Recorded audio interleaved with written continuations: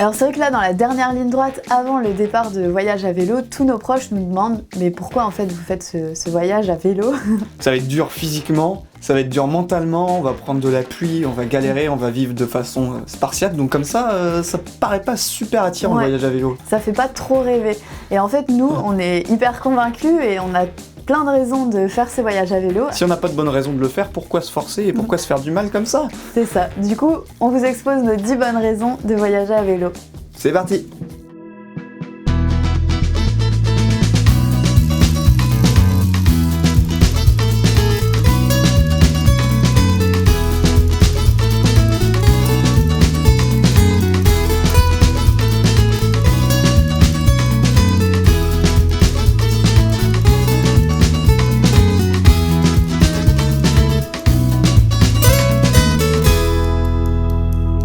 Alors déjà, le truc génial avec le vélo, c'est que c'est accessible à tous. On a tendance à se dire c'est pas pour moi, c'est trop sportif, c'est trop compliqué. Et au final, en se renseignant, on s'est rendu compte que vraiment tout type de personnes partaient à vélo, des familles, en couple, tout seul. Il n'y a pas besoin finalement d'être un grand sportif pour partir. C'est le cas de Brewen et moi, on n'était pas spécialement préparés à ça. On s'est dit pourquoi pas, il y a tellement de personnes qui le font. Donc en fait, en se renseignant, en tombant sur des bouquins, des forums, des sites internet, on s'est dit ouais, en fait, ça a l'air pas si compliqué. Bon après, certes, ça peut pas convenir non plus à toute la population, c'est assez spartiate, il faut quand même un minimum de conditions physiques. Mais je pense que si Brewen et moi on peut le faire, tout le monde peut le faire. Un autre aspect évident du voyage à vélo, c'est le côté écologique. Alors, on sait tous qu'on doit drastiquement réduire nos émissions de gaz à effet de serre, et une majorité d'entre elles sont liées au transport, notamment d'avions. Donc nous, au début, avec Léa, on avait imaginé voyager en van, mais en fait, en regardant les chiffres, on s'est rendu compte que c'était limite aussi polluant de voyager à deux dans un van que de prendre l'avion. Donc, le vélo s'est un peu imposé comme une solution évidente côté écologique, mais ça a aussi tous les autres avantages qu'on vous cite dans cette vidéo. Le vélo, même si évidemment il y a une empreinte à sa fabrication, ça va être notre compagnon pendant des années et des années. Nous on a fait le choix de vélos qui sont fabriqués en Europe, donc il y a une empreinte carbone qui est quand même moindre. On a aussi étudié la piste du train, qui est aussi un moyen de transport écologiquement viable selon nos critères, mais pour les autres raisons qu'on cite dans cette vidéo, on a quand même préféré le vélo. Donc un des gros avantages aussi de ce mode de voyage, c'est que c'est économique. Évidemment, ça va dépendre de comment chacun voyage. Il y en a qui partent avec des vieux vélos de récup à moitié tout cassés, mais après voilà, c'est un choix. On peut partir avec plus ou moins de confort, mais globalement, ça reste vraiment un moyen très économique de voyager, surtout si vous dormez en camping, en tente et pas forcément à l'hôtel. Ça vous évite les vols en avion à acheter, le train, etc. Donc vous n'avez pas d'essence non plus. Donc les frais sont vraiment limités à la nourriture, au logement si vous le logez en chambre d'hôte. Et là par exemple, Brewen et moi, on a économisé pendant 2 ans pour ce voyage dans sa totalité, donc tous les préparatifs et 1 an, voire 1 an et demi à l'étranger. Donc on a travaillé quasi autant que la durée du voyage, donc finalement c'est hyper économique. Il y a le côté liberté du vélo qui est vraiment chouette aussi, c'est que déjà le trajet fait partie du voyage en fait, donc même si on roule que quelques kilomètres par jour, c'est pas grave, c'est déjà l'aventure en soi. On se pose un peu où on veut, on peut se mettre n'importe où, tu kiffes un spot, tu te mets là, tu restes 1 semaine si tu veux, on peut adapter son itinéraire comme on le veut, et ça c'est vraiment chouette, un peu comme en camping-car. Le seul avantage en commun avec le camping-car, mais pour le coup on est vraiment autonome on prend les décisions tout seul. Fini les grèves intempestives des transports. Tu veux te déplacer, tu prends ton vélo, dimanche, jour férié, peu importe, t'es dépendant de personne et ça c'est top. Un autre truc génial avec le vélo, c'est les rencontres.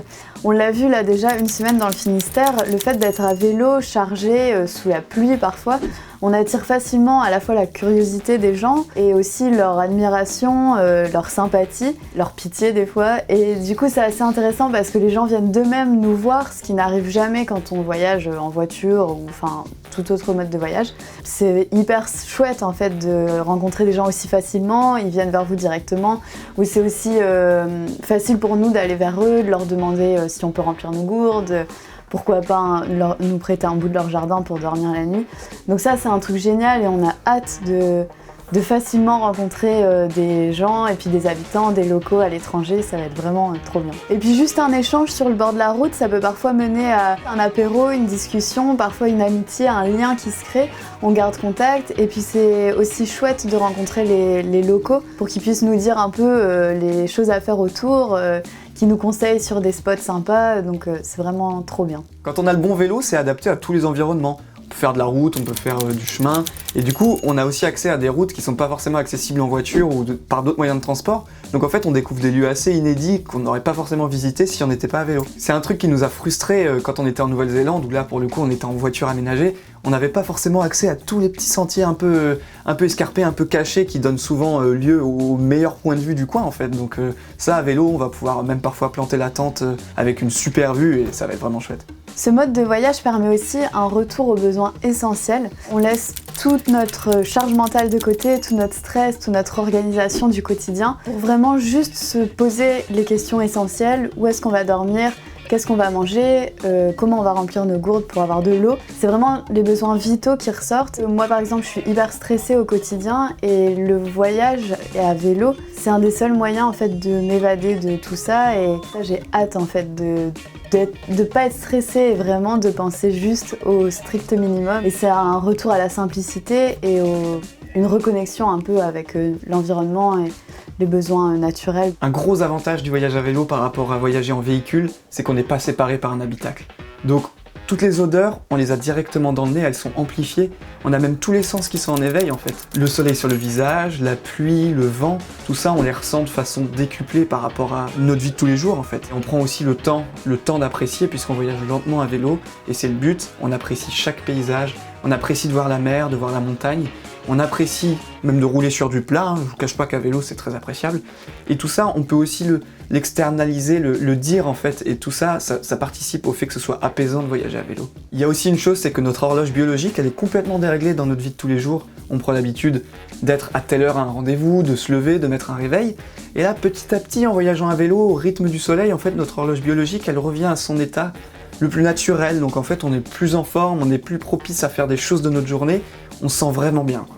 On peut aussi citer donc le défi, le côté challenge, parce que même si on fait pas ça tous les deux pour le défi sportif, il y en a qui le font, nous c'est pas l'idée de faire le plus de kilomètres, on va plutôt voyager lentement. Mais il y a quand même ce défi physique qui est là et aussi mental en fait, le fait de quitter toute sa zone de confort, d'être vraiment livré à nous-mêmes dans la nature, essayer de vivre en autonomie. Le fait de partir en couple aussi, c'est pas forcément évident. Nous, c'est ce qui nous attire dans le voyage, mais on verra comment on gère ça. On fera peut-être des vidéos sur comment on gère nos galères, nos coups de gueule. Le fait de revenir aux besoins primaires, d'aller à la rencontre des autres, de pratiquer des langues étrangères, ça va être un défi au quotidien, on va parfois, je pense, se surprendre nous-mêmes, d'être gagné en confiance en soi et ça va être, je pense, un accomplissement de réaliser ça et un épanouissement personnel très grand. Alors forcément, pendant plus d'1 an à voyager à travers l'Europe à vélo, on va tout le temps porter les mêmes vêtements, on n'aura pas un gros style, pas de tenue de soirée évidemment,